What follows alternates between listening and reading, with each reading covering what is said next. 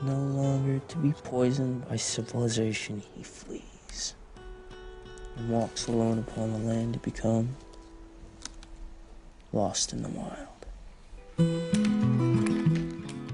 Think of a man like you in a cage. This was the overarching idea of the movie Into the Wild, written by John Krakauer and directed by Sean Penn. Into the Wild is a story that revolves around the life of a young man who abandons the world to kill the false being within. The movie is based on a true story about the life and death of Christopher Johnson McCandless. Chris was raised by a successful, self-made family in an upper-scale suburb in Washington, D.C. Chris graduates with an honors degree from Emory University. By the time he enters the world as an independent young adult, Chris has a college degree, a loving family, a car that he loves, and some $25,000 in his saving account. For the next 2 years, he chooses to break all contacts with his parents, give away all his money, abandon his vehicle, to live like a homeless hitchhiker. For the entirety of this time, he stays away from society and any kinds of relationships. 2 years he walks the earth. No phone, no pool, no pets, no cigarettes. Ultimate freedom. An extremist.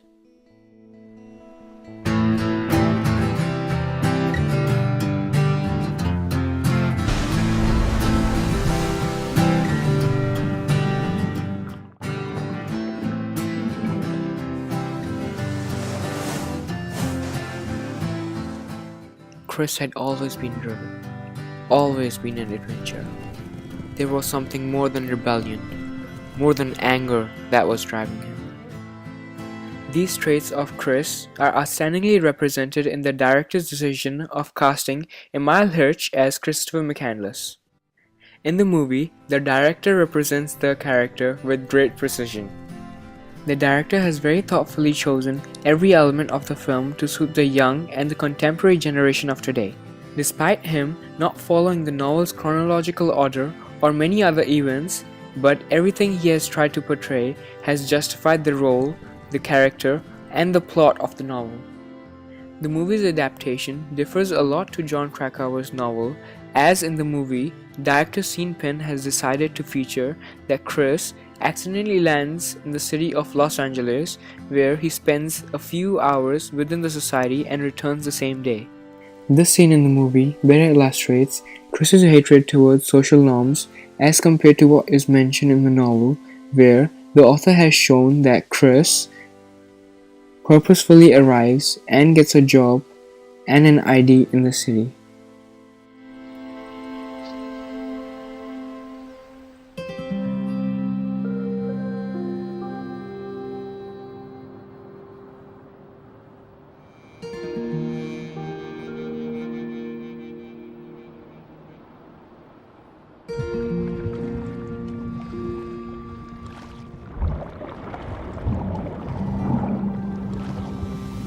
You lived in a cave for 36 days? Yes, sir. And how did you get into Mexico in the first place? Through the spillway at Morelos Dam. The river dries out pretty quickly beyond there, doesn't it? Yeah, turns into a maze of irrigation canals thanks to our dams up north. So, poured my kayak over the desert and I hitched down to Golfo. But after a few weeks, sandstorm came up and blew the kayak away. So I walked back north. Here I am. Well, you just can't be crossing the borders without any identification.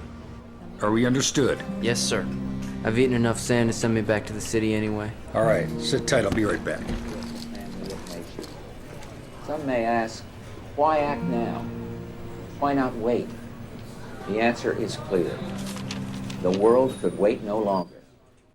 Into the Wild clinched 18 awards, 48 nominations, including AFI Award for the Best Movie of the Year, 2 Oscar nominations, and a nomination for the Best Actor for Emile Hirsch and the Best Director for Sean Penn.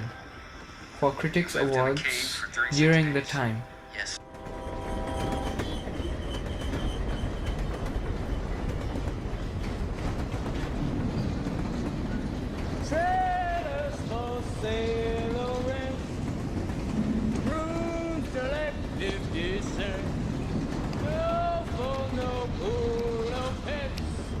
Ain't Got no cigarettes, but 2 hours of pushing broom buys a 8 by 12 4-bedroom. I'm a man of means by no means, king of the road. The specific scene that I have chosen to analyze is when Chris accidentally lands in the city of Los Angeles, back in the society that he was running from.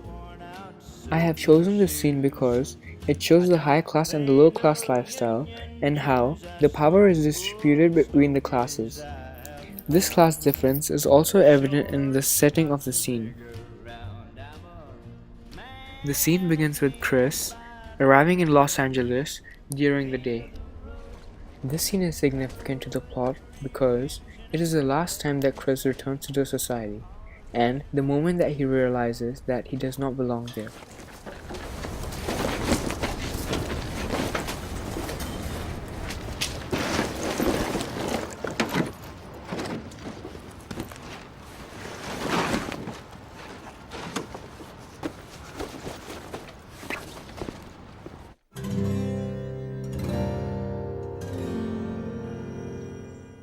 He is amazed at the sight of the new and tall buildings, and also the sound in the background.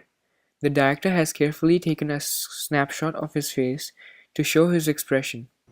Also, the guitar strums add a mystical expression in the scene.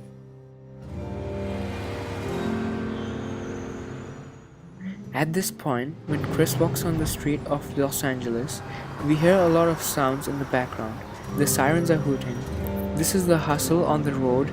People are chatting as they're walking. It seems to be the rush hour as there's a lot of traffic noises around. This represents a complete contrast of where Chris had been living in the wilderness for the past 2 years.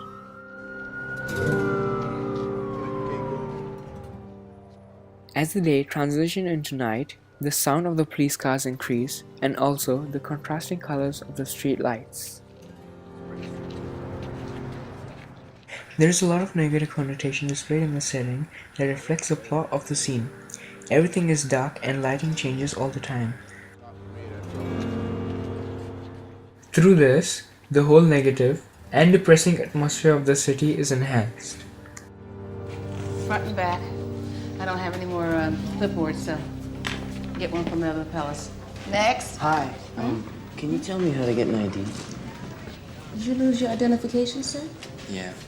No birth certificate? Nothing? Ouch. All right. Well, you're gonna have to work that out with the DMV. You can catch him in the morning. Closest one is Montebello. And we can help you with the bus voucher. So just come to this desk when you're ready for the voucher. Okay. What's your name? Alexander Supertramp. What's that? Alexander Uh-huh. Supertramp. Supertramp. Really? Yeah. Oh. Okay, so I'm gonna look for you, Supertramp. I got something for you. Here you go, Supertramp. Thank you very much. Okay, babe. And, one last thing. Yeah. Do you have a bed for me? I'm sorry. Oh, no, sure. I got a bed for you. You sign your name right here. You fill this out, and I'll set you right up. Now I'm out of... Okay. What's going on back there? I got it. I'm sorry. Come on now. Work with me. All right, thanks, man. Supertramp, huh? You know the drill.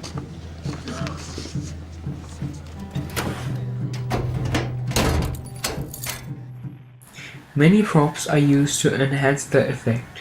The garbage on the streets, men smoking, people in rugged clothes, and the ambulance impact directly on the setting.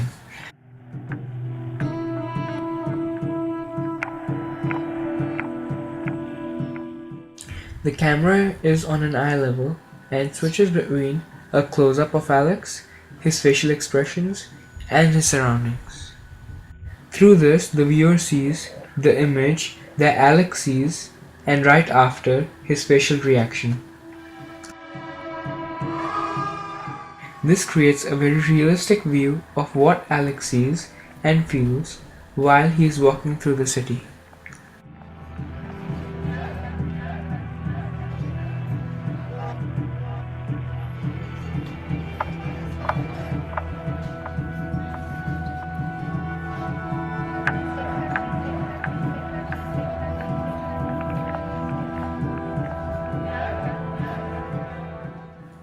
The scene's impact on audience is dramatic because this was the turning point from when Chris never returned to the societal life, and also this detachment from society was the cause of the untimely and tragic death. Supertramp! On the whole, the movie is an effective adaptation of the book as it achieves the purpose to entertain, yet convey the desired message.